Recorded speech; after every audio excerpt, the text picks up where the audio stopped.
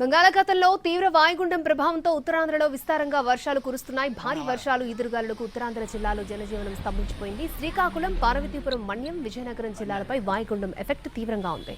ఈ మూడు జిల్లాల్లో ఈదురుగాలులు బలంగా వీస్తున్నాయి. ఎడతెరిపి లేకుండా వర్షాలు కురుస్తున్నాయి. గాలు ఉధృతికి కొమ్మలు విరిగిపడ్డాయి, చెట్లు నేలకొరిగాయి, విద్యుత్ స్తంభాలు విరిగిపడ్డాయి.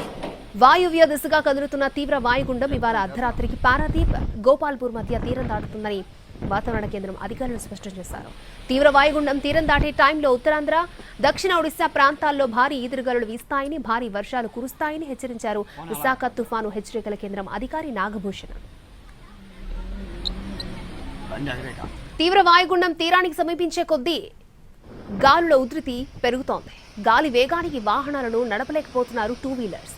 సముద్రం అలజడిగా మారింది. దీంతో విశాఖ పోర్టులో 3వ నెంబర్ ప్రమాద హెచ్చరిక జారీ చేశారు.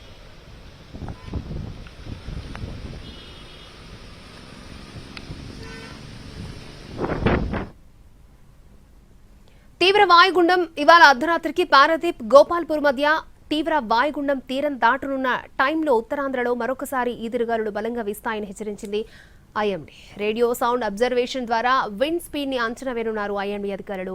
విశాఖ తుఫాను హెచ్చరికల కేంద్రం నుంచి అప్పర్ ఎయిర్ సర్క్యులేషన్ అంచనాలతో తీవ్ర వాయుగుండం తీరం దాటే టైంలో ఈదురుగాలను అంచనా వేస్తారు. విండ్ స్పీడ్ అబ్జర్వేషన్ కోసం RSRW బెలూన్ ని విడుదల చేశారు. నిమిషానికి డేటా ఇవ్వనుంది RSRW balloon. Radio sound observation ద్వారా విండ్ స్పీడ్ ని ఎలా అంచనా వేస్తారు అనే దానిపై మరింత సమాచారాన్ని మా ప్రతినిధి రవిచంద్ర అందిస్తారు. వాయువ్య బంగాళాఖాతంలో తీవ్ర వాయుగుండం ప్రస్తుతం దక్షిణ ఒడిశా, ఉత్తరాంధ్ర వైపు పయనిస్తోంది. దీని కారణంగా బలమైన ఈదురుగాలులు వీస్తున్నాయి. గంటకు 70 కిలోమీటర్ల గరిష్ట వేగంతో ఈదురుగాలులు వీస్తాయని ఇప్పటికే దాని ప్రభావం ఉత్తరాంధ్ర మీద కనిపిస్తోంది. విశాఖపట్నంలో ఒకసారి భారీ గాలులకు అనేక చోట్ల చెట్లు, తర్వాత పెద్ద ఎత్తున ఎలక్ట్రికల్ పోల్స్ కూడా పడిపోయాయి. ఇప్పుడు వాయుగుండం తీరానికి సమీపిస్తున్న కొద్దీ దాని విండ్ డైరెక్షన్ ఎలా ఉంది, ఎంత వేగంతో తీరానికి వస్తుందనే విషయాన్ని అంచనా వేయడం కోసం భారత వాతావరణ శాఖ ఒక బెలూన్ను విడుదల చేసింది. ప్రస్తుతం ఏదైతే RSR యూనిట్గా చెప్తారు, దీంట్లో ఉండే రేడియో ఫ్రీక్వెన్సీ తరంగాలు ప్రతి నిమిషానికి డేటాను అనలైజ్ చేసి ఇక్కడ ఉన్న విశాఖ తుఫాను హెచ్చరికల కేంద్రానికి చేరవేస్తుంది. వాస్తవానికి రోజు ఇట్లాంటి హీలియంతో నిండిన బెలూన్స్ ఏవైతే ఉంటాయో వీటిని విడుదల చేయడం ద్వారా విండ్ డైరెక్షన్ ఎలా ఉంది, ఏ మార్గం ద్వారా ఎంత వేగంతో గాలులు వీస్తాయనే దాన్ని అంచనా వేయటం అనేది రొటీన్గా జరిగే ప్రక్రియ. కానీ ప్రధానంగా ఇట్లాంటి తీవ్ర వాయుగుండాలు, తుఫాన్లు ఏర్పడినప్పుడు వీటి ఫ్రీక్వెన్సీని అంచనా వేయడం కోసం, గాలుల తీవ్రతను లెక్కించడం కోసం ఇటువంటి బెలూన్స్ను వినియోగిస్తారు. ఇందుకోసం మినిస్ట్రీ ఆఫ్ ఎర్త్ సైన్సెస్ రోజు కూడా ₹1,00,000 పైన గరిష్టంగా ఖర్చు చేస్తూ ఉంటుంది. ప్రస్తుతం ఏదైతే ఒక బెలూన్ను విడుదల చేశారో దానికి ఒక ఇన్స్ట్రుమెంట్ ఉంటుంది. దాని నుంచి వచ్చిన డేటా విశాఖ తుఫాను హెచ్చరికల కేంద్రానికి చేరుకుంటుంది.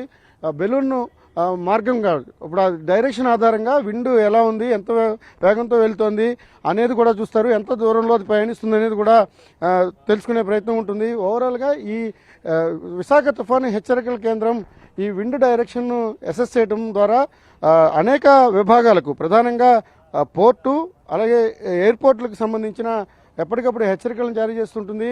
రైతులకు సంబంధించిన సమాచారాన్ని ఇస్తుంది. ఒక విధంగా ఏదైనా ఒక సిస్టమ్ బలపడినప్పుడు కానీ, లేదా ఒక ఏర్పడి దాని కొనసాగింపుగా వస్తున్నప్పుడు కానీ విండ్ డైరెక్షన్ కావచ్చు, అట్మాస్ఫియర్లో ఉన్న టెంపరేచర్స్ ఇవన్నీ కూడా చాలా కీలకంగా ఉంటాయి. వాతావరణ మార్పులను ఎప్పటికప్పుడు అంచనా వేయడం ద్వారా మాత్రమే క్లియర్ కట్గా నౌకాస్ బులెటిన్స్ కావచ్చు, లేకపోతే వెదర్కి సంబంధించి మార్పులను ఎప్పటికప్పుడు విడుదల చేయడానికి ఆస్కారం కలుగుతుంది. ఈ క్రమంలో విశాఖ తుఫాను హెచ్చరికల కేంద్రం నుంచి విడుదల చేసి ఇటువంటి బెలూన్స్ రోజు 2 ఇస్తారు. దాని నుంచి వచ్చే డేటా అనేది చాలా కీలకం. ఆ వచ్చిన డేటాను అనలైజ్ చేసిన తర్వాత వాతావరణ పరిస్థితులు ఎలా ఉండబోతున్నాయి, ఎప్పటిలో వర్షాలు ఉంటే వాటి తీవ్రత ఎంత, విండ్ డైరెక్షన్ ఎలా ఉంటుందనే విషయాన్ని ఎప్పటికప్పుడు విడుదల చేస్తూ ఉంటుంది. విశాఖ తుఫాను హెచ్చరికల కేంద్రం మినిస్ట్రీ ఆఫ్ ఎర్త్ సైన్సెస్ పరిధిలో ఉంటుంది. ఇక్కడి నుంచి వచ్చే డేటా అనేది ఖచ్చితంగా ట్రాన్స్పోర్ట్ కావచ్చు, ఒకటి రవాణాకు సంబంధించి కావచ్చు, లేకపోతే ఆకాశయానానికి సంబంధించి కావచ్చు, అన్నింటిలో కూడా చాలా కీలకమైనది. కాబట్టి ఈ డేటాను ఎప్పటికప్పుడు అనలైజ్ చేయడం కోసం ఇటువంటి బెలూన్స్ను విడుదల చేస్తుంటారు. ఒక విధంగా తీవ్ర వాయుగుండం కొనసాగుతున్న తరుణంలో ఇప్పుడు వచ్చే డేటా చాలా కీలకంగా మారుతుంది. కెమెరామెన్ రవితో రవిచంద్రన్, టీవీ.